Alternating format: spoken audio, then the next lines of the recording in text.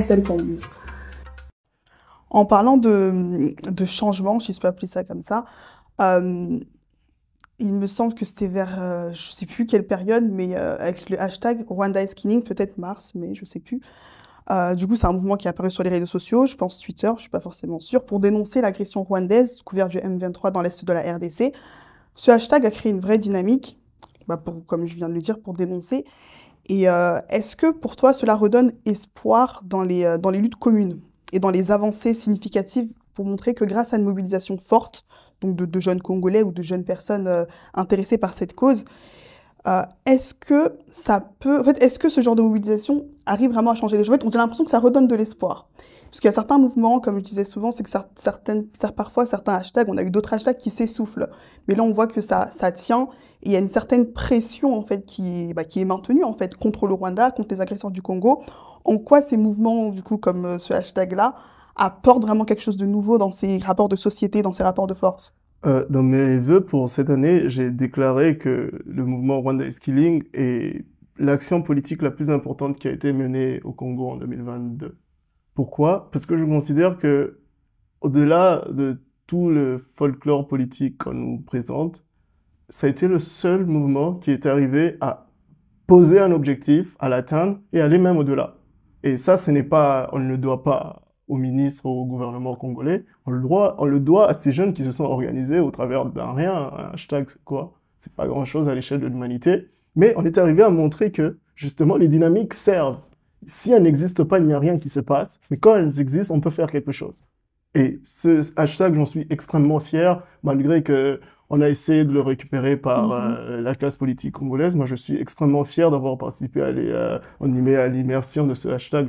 Je n'en suis pas auteur, pour que ça soit clair, mais j'ai beaucoup travaillé pour qu'on puisse le voir. Aujourd'hui, il est vu dans le monde entier. C'est une victoire, et ça ne peut être qu'une victoire. Que dire de plus que c'est une victoire? On va aller au-delà, bien sûr, on espère que ça puisse aller bien au-delà, et ça va aller bien au-delà, mais pour l'instant, c'est une victoire. Il faut que la jeunesse congolaise accepte de se l'approprier. Parce que il y a un truc politique qu'on ne fait pas souvent, c'est revendiquer ses actions. Il faut revendiquer pour dire aux gens, regardez, on a fait, on a réussi, on peut réussir. Et ça, c'est important. C'est pour ça qu'aujourd'hui, je dis que moi, j'en suis extrêmement fier. Je remercie énormément les gens qui l'ont monté, les gens qui l'ont créé. Et je considère que c'est comme ça qu'on arrive, ou qu'on va arriver à contraindre les forces en présence à être dans notre sens. On l'a montré avec le gouvernement congolais qui ne voulait pas suivre au départ. Aujourd'hui, il se l'approprie. Tant mieux. C'est vrai qu'on a vu qu'il y a eu des étapes avec le départ de Vincent Karega. Ça avait été demandé depuis plusieurs mois et au final, ça a été vraiment des étapes. Tu sais, Sephora, la vie du militant, c'est un sacerdoce. C'est comme ce que je souhaite faire de la politique congolaise, qu'on s'engage pour ne pas avoir des lauriers. Même, c'est pas pour avoir des lauriers, non pas avoir des retours. On le fait et ça se perd dans le temps et dans l'univers. Et c'est comme ça. Le gouvernement congolais fait ce qu'il peut. Ce sont des acteurs politiques qui ont besoin d'avoir des retours, de se montrer. On comprend leur jeu, mais tant que la situation des personnes est impactée, effectivement, moi j'ai dit je ne peux pas vivre dans des faux semblants. Donc j'ai l'impression que les actions impactent des personnes, effectivement, que ce soit récupéré ou pas. Je suis très content. Les gens ont eu des conséquences de cette action-là, et c'est bon. En parlant d'action politique et de jeunesse, est-ce que parfois, comment tu fais toi en tant qu'acteur sociopolitique, militant, pour ne pas t'essouffler dans cette lutte? La question, elle s'arrête là? Oui, cette fois-ci. C'est une question complexe, c'est une question difficile, mais je considère qu'on tient tous du groupe. C'est pour ça, moi, si je dois donner un conseil des gens qui militent, c'est qu'il faut trouver des gens qui militent. Seul, on n'avance pas, c'est connu, c'est une règle de l'humanité depuis toujours. La meilleure manière de ne pas s'essouffler, c'est de trouver de l'énergie au sein des personnes avec qui je travaille. Moi, j'ai eu beaucoup de chance. Je travaille avec des gens exceptionnels, des gens qui y croient réellement, que je salue, qui me permettent à moi de me dire, si je laisse, lui aussi il va lâcher. Non, j'ai pas envie de le voir lâcher. Du coup, je continue et C'est pas facile, mais on va dire que le Graal est au bout et il est beaucoup plus grand que nous. Parce que on parle de vie. Face à des millions de vies ou à une seule vie, que vaut la mienne? Donc, tant que ce qu'on est en train de conquérir est plus important que nous, il n'y a pas de raison de lâcher. Je veux revenir sur le gouvernement congolais. Il y a 2 Je n'ai semaines... rien à faire avec le Non, gouvernement. non, j'ai juste une question. Ouais. Une question par rapport à ça. Je précise que... Mais, voilà. il y a 2 semaines, dans une vidéo d'Alain Foka, on disait que Félix Tshisekedi a proposé un accord win-win à Paul Kagame, disant contre son carnet d'adresse. Non, le carnet d'adresse de Paul Kagame contre les minerais de la RDC, expliqué par Fortuna Bisselele, conseiller du président congolais, dans la chronique Qui peut sauver le Congo d'Alain Foka. Quelle est ta réaction à ce énième rebondissement des relations rwando-congolaises? Pour être honnête, Ça- on peut pas continuer à donner le pays à des aventuriers. C'est que je considère que il y a plus de 100 millions de vies en danger. On ne peut pas essayer de jouer avec le feu. Lorsque tu sais que Paul Kagame, en l'occurrence, a financé plusieurs rébellions. Récemment, j'ai appris que parmi les gens qui sont allés voir l'ancien président kényan, qui est facilitateur du programme avec le Ouais, M23 de paix, il y a un frère direct de Laurent Nkunda, qui est quelqu'un qui est accusé par la CPI pour crimes de guerre et crimes contre l'humanité, que Paul Kagame garde chez lui à la maison au Rwanda et il le cache de la justice. Quand tu connais l'histoire du Congo et le rapport qu'on a avec Paul Kagame, tu ne vas pas aller lui donner quelque chose en échange de son silence ou de sa paix de fortune. Encore pour revenir sur Denis Mukwege, il dit très bien qu'aujourd'hui on a sacrifié la justice à l'autel de la paix et on a eu ni l'un ni l'autre finalement. C'est que ce que Félix-Antoine Tshisekedi a fait est un acte pour moi qui honnêtement relève de la trahison, de la haute trahison. Simplement pour le fait qu'il y a des personnes qui sont mortes de ça, de ces minerais qu'il allait donner comme du pain. Il y a des personnes qui sont mortes de la cupidité de Paul Kagame. Quand on te donne le pouvoir dans un pays aussi à risque que le Congo, tu prends les responsabilités et tu prends une posture à la hauteur des responsabilités. Tu ne fais pas les choses pour voir si ça va marcher. Et ce que M. Fortuna a fait, pour moi, c'est juste mettre en lumière ce que tout le monde a toujours su. Et ça ne me choque pas plus que ça aujourd'hui, ou ça m'a jamais choqué du moins, puisque nous savons tous ce qu'ils font depuis longtemps, et c'est quand même dommage qu'on puisse assister impuissamment à un tel discours, en fait. C'est ça qui me revient à moi. C'est vraiment dommage de devoir écouter ces gens nous dire ce genre de choses et oublier qu'à cause de cela, aujourd'hui, il y a plusieurs communautés, plusieurs collectivités congolaises qui appartiennent au Rwanda officiellement avec la mise en scène de l'EAC. Aujourd'hui, il y a plusieurs centaines de milliers de personnes qui ne sont plus chez elles, qui meurent dans les camps à cause de ce fameux deal win-win, entre guillemets. Qu'est-ce que le Congolais a gagné dans ça? Qu'est-ce qu'aujourd'hui le Congo gagne à voir ses enfants dans les rues ou ses enfants tués, enrôlés de force dans des milices? Qu'est-ce qu'on gagne, en fait? Bref. Comme tu l'as dit, qu'est-ce qu'on gagne et qu'est-ce que l'avenir aussi peut nous réserver face à cela? Comment en fait, comment y remédier? Comment retrouver, comment trouver, comment enfin avoir la justice et la paix en fait au Congo? Fin 2023, le 20 précisément, les élections sont prévues, telles que le président l'a dit. Mais concernant ces élections-là, pour le moment, donc il y a tout le processus électoral avec l'enrôlement et tout ce que la CENI met en place. Mais il y a eu plusieurs couacs, comme vous le savez, avec des problèmes sécuritaires, administratifs, la qualité des photos. Et toi, de ton point de vue, en parlant de changement, de tout ce que tu viens de dire par rapport à Denis Mukwege, comment tu vois le changement? Parce qu'aujourd'hui, il y a plusieurs initiatives qui souhaitent voir Denis Mukwege aux élections.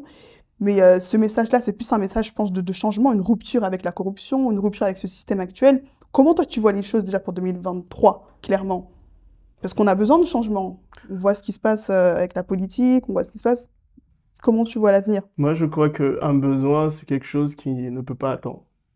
Mon slogan politique des derniers mois, c'est que le Congo n'attend pas. C'est si le Congolais, dans sa chair, avait besoin de changement, le changement n'allait pas attendre. ni 2023, ni après. C'est que ce que je constate, ce qui est triste, c'est que nous, les acteurs de changement, ne nous engageons pas complètement. C'est qu'il n'y a pas il n'y a pas de dynamique suffisamment forte pour aujourd'hui renverser le pouvoir abject qui a été donné à Kinshasa. Mais je considère que, encore une fois, on est des acteurs.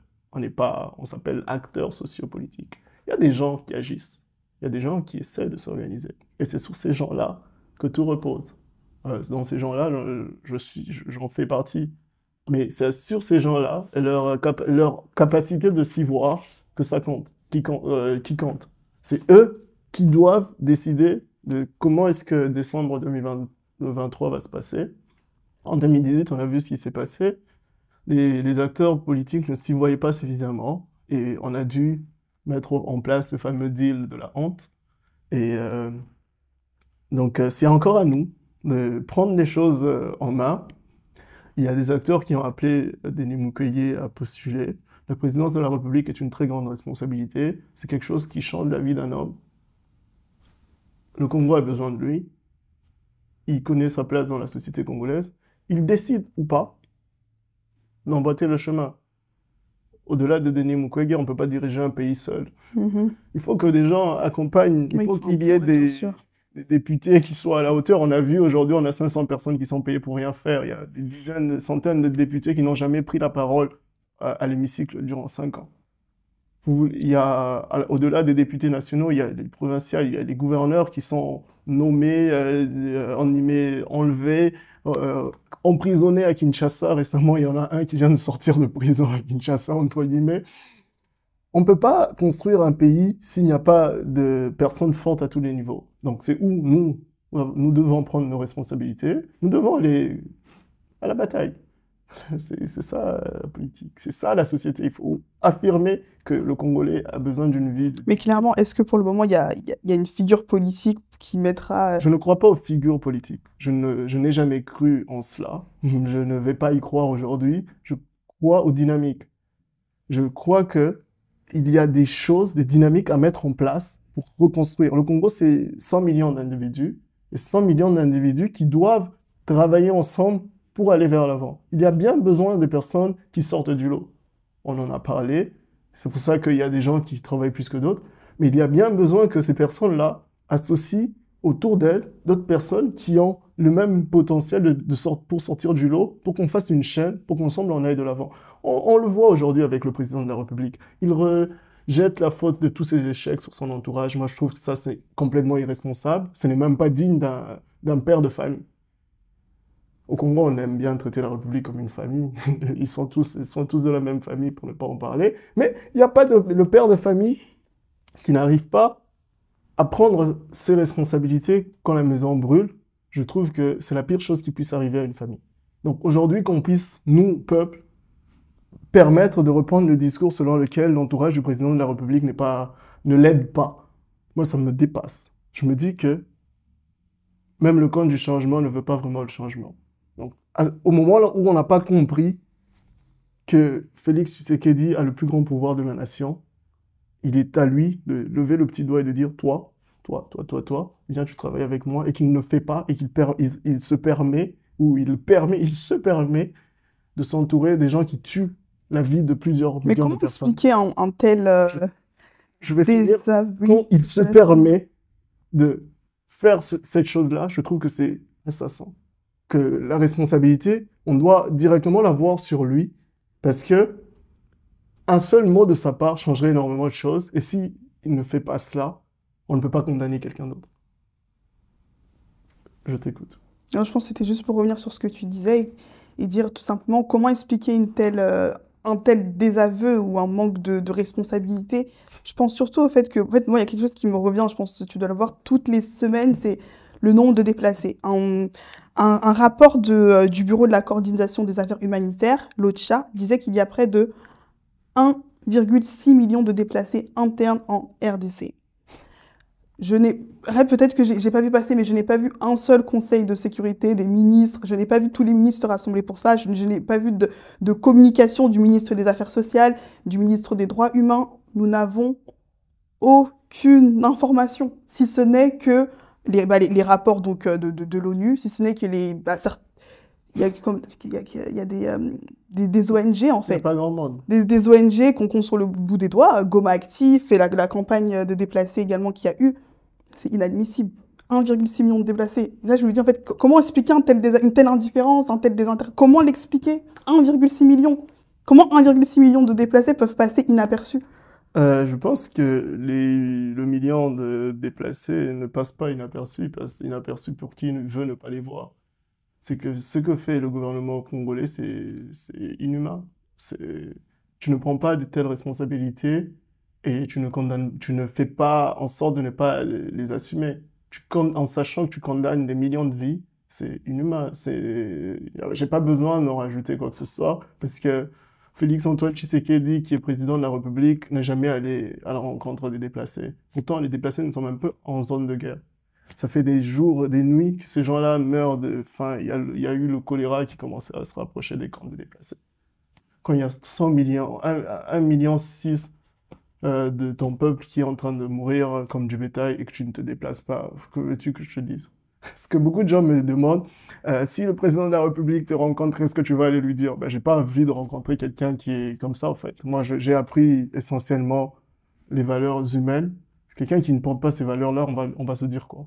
C'est effectivement ce que je pense de ce qui se passe au Congo, c'est qu'on a rassemblé des gens qui s'en foutent complètement de l'humain autour d'une table pour prendre des décisions sur la vie des humains.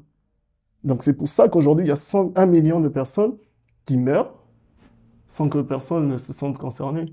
Je ne vais pas utiliser les propos du fameux, on l'appelle comment, chien de la République, des finances de la République, qui disait que ceux qui meurent à l'Est meurent à 2000 km ou 2000 km des institutions, donc ils ne meurent pas suffisamment pour lui.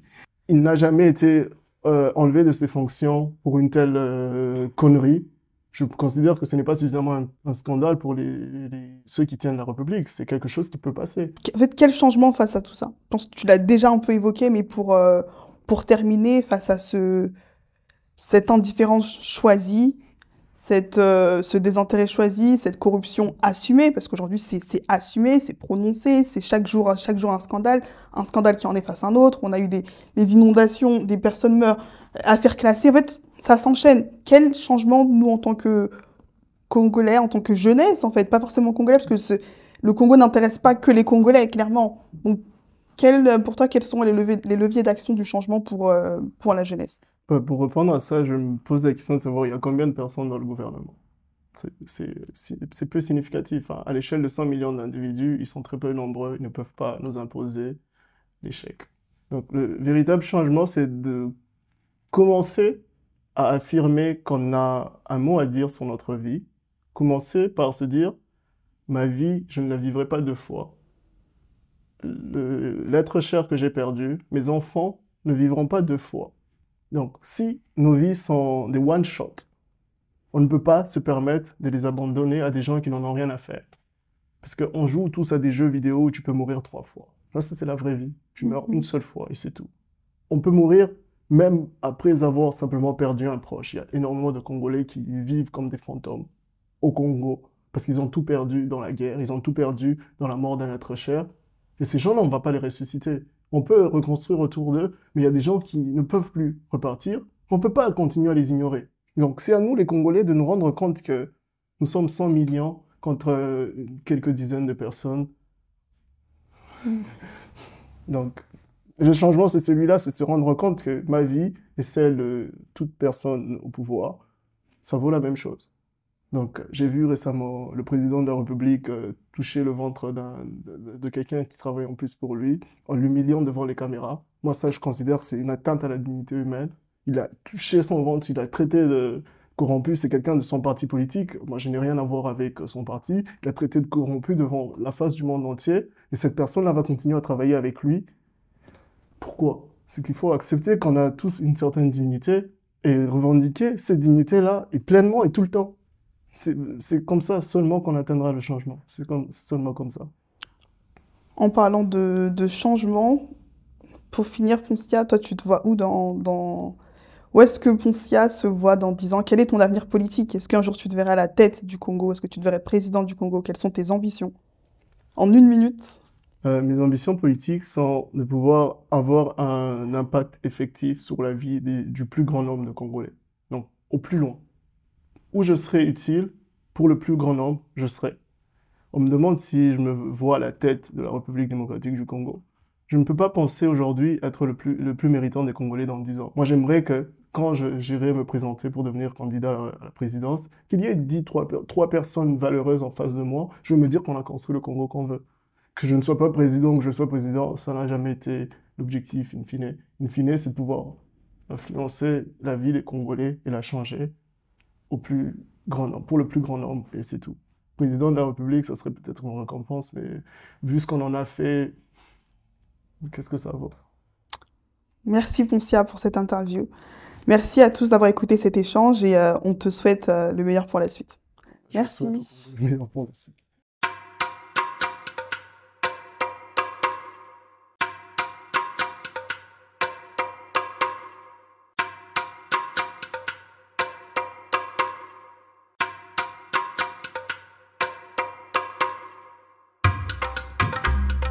SL Campus.